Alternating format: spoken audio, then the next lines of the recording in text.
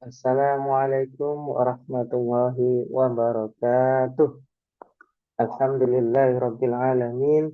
Puji syukur kehadirat Allah Subhanahu wa taala bahwasanya pada hari ini kita masih diberikan nikmat kesempatan untuk belajar kembali berkaitan dengan ilmu matematika. Materi yang akan Ustadz sampaikan ini adalah materi berkaitan dengan peluang kejadian majemuk. Namun, alangkah baiknya kita review kembali berkaitan dengan materi peluang yang pernah kalian pelajari di jenjang sebelumnya, yaitu di SMP. Ada 3 pembahasan utama yang akan kita review. Yang pertama yaitu himpunan, yang kedua peluang kejadian itu sendiri, dan perbedaan peluang empiris dan peluang teoritis. Kesemuanya ini kita beri nama dengan peluang kejadian sederhana. Oke, kita mulai dari himpunan. Himpunan itu sendiri adalah kumpulan dari objek-objek yang terdefinisi dengan jelas dan dapat dibedakan satu sama lain. Ada 4 bagian penting. Yang pertama anggota himpunan, irisan himpunan, gabungan himpunan, dan komplement itu sendiri. Kita mulai dari anggota himpunan. Anggota himpunan disebut juga dengan elemen dari sebuah himpunan. Contoh ini sudah Ustadz sediakan, ada diagram Venn di mana ada 2 buah himpunan P dan Q, kemudian di dalam semesta S yang kita beri nama dengan S. Maka yang dimaksud dengan anggota himpunan dari himpunan P itu adalah semua elemen yang ada di dalam lingkaran ini. Jadi semua yang ada di dalam ini itu yang dimaksud dengan anggota himpunan dari P, yaitu A, B, C, D, G, H. Ini ya semuanya. Sedangkan anggota himpunan Q itu yang di sini. Ya, kalau saya beri warna biru, berarti yang di sini. Ini adalah semua elemen dari anggota himpunan Q. Sedangkan anggota himpunan S, yaitu semesta, itu adalah seluruhnya yang di sini. Seluruh anggota yang ada di sini, seluruh elemen yang ada di dalam S. Artinya gabungan ini kita gabung P dan Q ditambah dengan elemen yang ada di luar dari himpunan P dan Q. Ya, itu yang dimaksud dengan anggota himpunan. Kemudian kita lanjut ke yang kedua, yaitu irisan himpunan. Apa yang dimaksud dengan irisan himpunan? Irisan himpunan adalah himpunan yang berisi semua anggota yang sama dari 2 atau lebih himpunan. Contoh pada diagram Venn ini, saya punya 2 himpunan P dan Q. Jadi P, kalau saya tulis di sini, P-nya saya punya G, kemudian D, B, A, C, H.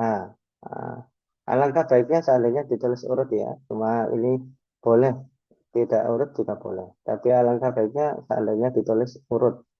Kemudian himpunan Q-nya yaitu A, C, H, F, I. Nah, ini I ya. Oke. Yang dimaksud dengan irisan himpunan, 2 himpunan P dan Q ini adalah himpunan, semua anggota himpunan yang sama dari anggota himpunan P dan Q. Yang sama itu apa? Berarti di sini saya punya A, ini sama, C, ini sama, dan yang terakhir H. Oke. Sehingga yang dimaksud dengan irisan dari himpunan P dan Q itu adalah A, C, dan H. Kalau pada diagram Venn bisa kita amati untuk irisan itu terletak di sini. Nah, jadi semua elemen yang terletak di sini yaitu A, C, dan H. Itu yang berkaitan dengan irisan. Untuk selanjutnya kita akan membahas untuk yang ketiga yaitu gabungan dari sebuah himpunan. Apa yang dimaksud dengan gabungan? Gabungan itu adalah himpunan yang berisi semua anggota dari 2 atau lebih himpunan tanpa pengulangan. Jadi kalau tadi anggota himpunan P itu ini, jadi semua yang ada di lingkaran ini, kemudian anggota himpunan Q itu adalah semua yang ada di lingkaran ini, berarti ini kalau kita gabung maka ada pengulangan ACH. Maka ACH ini cukup dituliskan 1 kali saja. Maka yang dimaksud dengan gabungan anggota P dan Q itu adalah GDB ACHFI. Nah, cukup itu aja. Atau kalau kita tulis urut yaitu ABCDFGHI. Atau paling mudahnya itu yang dimaksud dengan gabungan itu adalah seluruh elemen yang terletak di sini. Nah, tinggal kita tulis saja, kemudian kita urutkan untuk lebih baiknya. Itu yang dimaksud dengan irisan himpunan ya. Berikutnya kita lanjut ke bagian terakhir yaitu komplement dari sebuah himpunan. Apa yang dimaksud dengan komplement dari suatu himpunan yaitu semua elemen yang tidak termasuk, nah ini perlu di garis bawahi, tidak termasuk dalam himpunan tersebut, tetapi masih dalam pembahasan semesternya. Contoh, saya punya ya komplement sendiri, mohon maaf, komplement sendiri itu dinotasikan dengan A aksen, misalkan himpunannya A gitu ya, atau dituliskan dengan A pangkat C. Contoh, himpunan P tadi kan di sini. Ini adalah seluruh elemen ya, dari himpunan P. Maka yang dimaksud dengan komplement dari himpunan P itu selain ini. Nah, selain ini yang Ustadz garis bawah, yang Ustadz cara-cara ini ya. Maka jawabannya adalah F, I, dan E. Nah, atau diurutkan E, F, I gitu ya. Berikutnya, bagaimana kalau irisan dari himpunan P dan Q komplement atau komplement dari irisan P dan Q. Tadi P dan Q irisannya itu terletak di sini. Maka selain elemen ACH yaitu apa? Yaitu G, B, B, F, I, dan E. Ingat E ini ikut karena masuk dalam pembahasan semesta. Ya. Jadi kalau diurutkan ya B, D, E, F, F, G, I. Ya, ada 6 elemen. Kemudian contoh lagi, bagaimana mencari komplement dari gabungan himpunan P dan Q. Nah, kita cari komplement dari gabungan himpunan P Q. Maka tadi kalau gabungan itu adalah yang di sini. Ini adalah gabungan P dan PQ, himpunan PQ digabung. Itu adalah elemennya yang saya coret ini. Maka komplement selain ini semua yaitu E saja. Nah, itu yang dimaksud dengan komplement dari himpunan. Demikian anak-anak Ustadz yang Ustadz banggakan. Ya, kita sudah masuk ke bagian yang kedua. Kita akan belajar berkaitan dengan peluang di waktu SMP. Ya. Ada 4 pembahasan, nanti ruang sampel, kemudian peluang itu sendiri, rentang nilai peluang, dan frekuensi harapan. Oke, ruang sampel. Untuk ruang sampel sebuah koin, ya kita tahu ya bersama-sama untuk ruang sampel sebuah koin itu ada angka dan gambar. Ini disingkat dengan AG. Nah, banyaknya anggota ruang sampelnya disimbolkan dengan NS, yaitu ada 2, itu mengaca dari A dan G itu sendiri. Kalau 2 buah koin, kita dapatkan AA, AG, GA, dan GG. Nah, banyaknya anggota ruang sampelnya ada 4. Kemudian bagaimana kalau ruang sampelnya sebuah dadu? Karena sebuah dadu berarti itu yang normal ya, sisi 6 yaitu 1, 2, 3, 4, 5, 6. Banyaknya anggota ruang sampelnya ada 6. Untuk ruang sampel 2 buah dadu, nah ini untuk lebih mudahnya saya buat sebuah tabel gitu ya. Misalkan dadu pertamanya ini yang warna merah, 1/6, dadu yang kedua warna hitam, 1/6. Maka kalau kita cermati di sini banyaknya anggota ruang sampelnya itu ada 36. Untuk satu set kartu bridge ya atau kartu remi, biasanya kita sebutkan kartu remi, itu total ada 52, di mana masing-masing ini ada 13 ya. Yaitu mulai dari as, keriting, 2, 3 sampai 10, kemudian jack keriting, queen keriting, dan king keriting atau JKK kita singkat gitu ya. Kemudian ada stop jika gitu, kemudian ada love ya.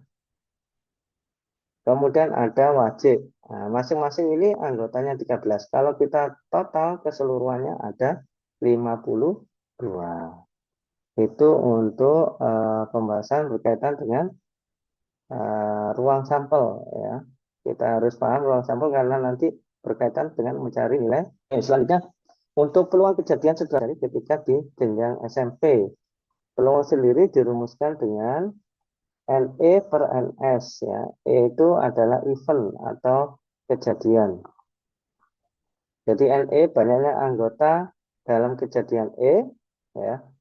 Kemudian NS itu adalah banyaknya anggota dalam ruang himpunan ruang sampel.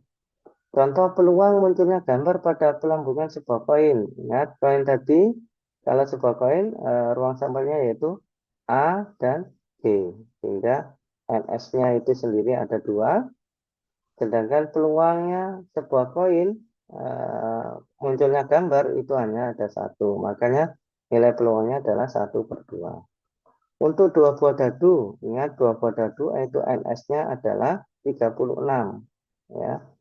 Tentukan peluang muncul mata dadu lebih dari 10. Nah, kalau lebih dari 10 itu berarti berjumlah 11 dan 12. 11 itu sendiri itu adalah bisa 5 dan 6, kemudian 6 dan 5, dan yang terakhir 6 dan 6.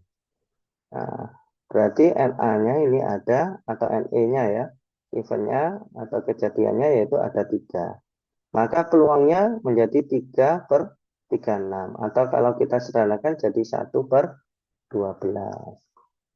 Semoga masih ingat ya untuk terkait dengan rumus peluang kejadian. Berikutnya kita lanjut ke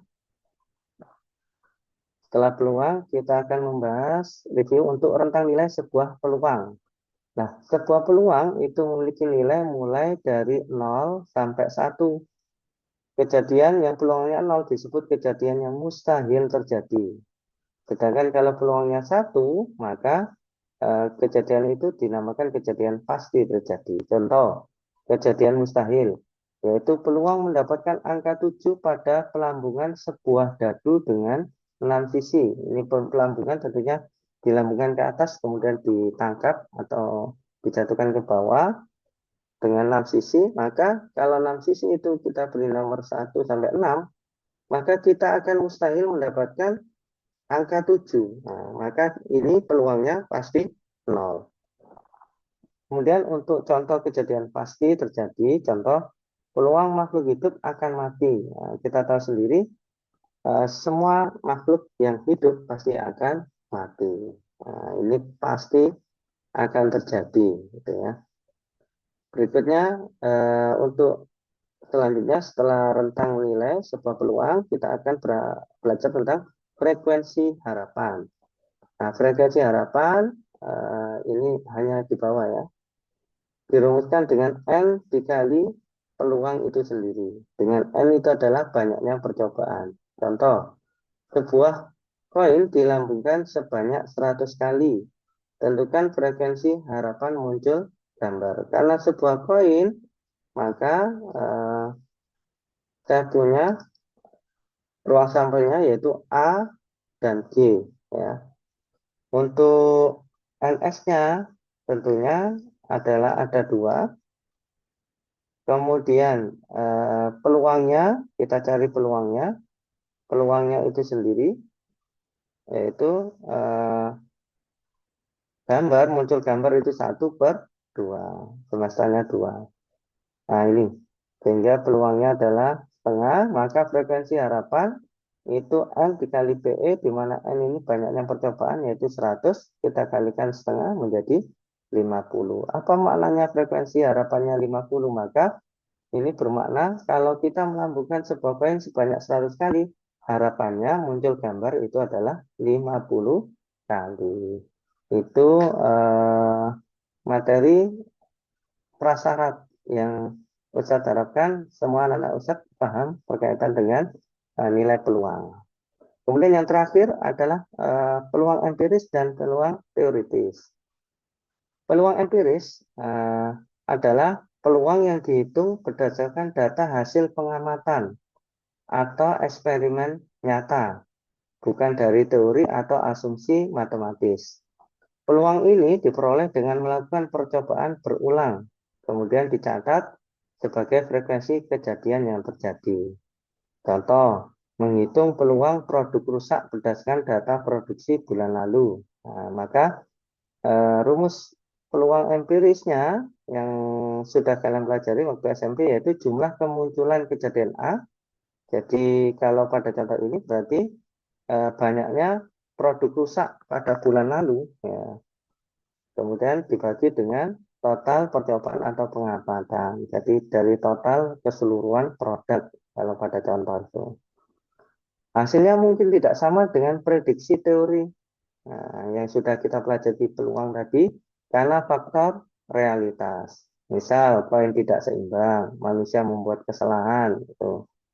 Semakin banyak data atau percobaan yang dilakukan, hasilnya akan semakin mendekati peluang teoritis. Ada yang disebut dengan hukum bilangan besar. Jadi ini biasanya kalian lakukan waktu jenjang SMP itu melakukan percobaan. Contohnya melambungkan sebuah dadu koin sebanyak 50 kali kemudian dicatat. Nah, itu masuk dalam peluang empiris atau melakukan pengamatan di jalan raya. Ya, hari Senin misalkan macet, kemudian macet di pukul 7 sampai jam 8. Dengan volume kendaraan sekian dan seterusnya. Kemudian dilihat hari Selasa dan seterusnya. Untuk Senin berikutnya peluangnya berapa macetnya gitu ya. Itu adalah peluang empiris. Nah, kemudian ada yang dimaksud dengan peluang teoritis. Peluang teoritis yaitu peluang yang dihitung berdasarkan logika matematis dan asumsi ideal tanpa melakukan eksperimen nyata. Peluang ini mengasumsikan semua hasil dalam ruang sampel memiliki kesempatan yang sama dan didasarkan pada prinsip matematis murni. Contoh, peluang terambilnya kartu hati dari satu set kartu bridge atau remi. Nah, ini kalau saya punya satu set kartu bridge atau remi, kemudian saya ambil sebuah kartu, maka itu semua kartu yang ada di kartu remi tersebut berpeluang untuk diambil. Nah, itu kita bisa menggunakan teori peluang teoritis. Peluang teoritis itu dirumuskan dengan NE per NS, seperti pembahasan sebelumnya. Hasilnya selalu konsisten selama kondisi teoritis terpenuhi, ya, tidak terkendala. Untuk selanjutnya pembahasan tentang peluang kejadian majemuk yang akan kita bahas untuk pertemuan berikutnya, yaitu kita menggunakan peluang teoritis ini sendiri tanpa menggunakan teori yang sebelumnya yaitu peluang empiris. Oke, itu yang bisa Ustadz sampaikan berkaitan dengan mereview kembali materi peluang yang telah kalian pelajari di jenjang sebelumnya yaitu jenjang SMP. Untuk selanjutnya silakan nanti disimak bersama berkaitan dengan materi peluang kejadian majemuk di jenjang SMA. Terima kasih atas perhatiannya.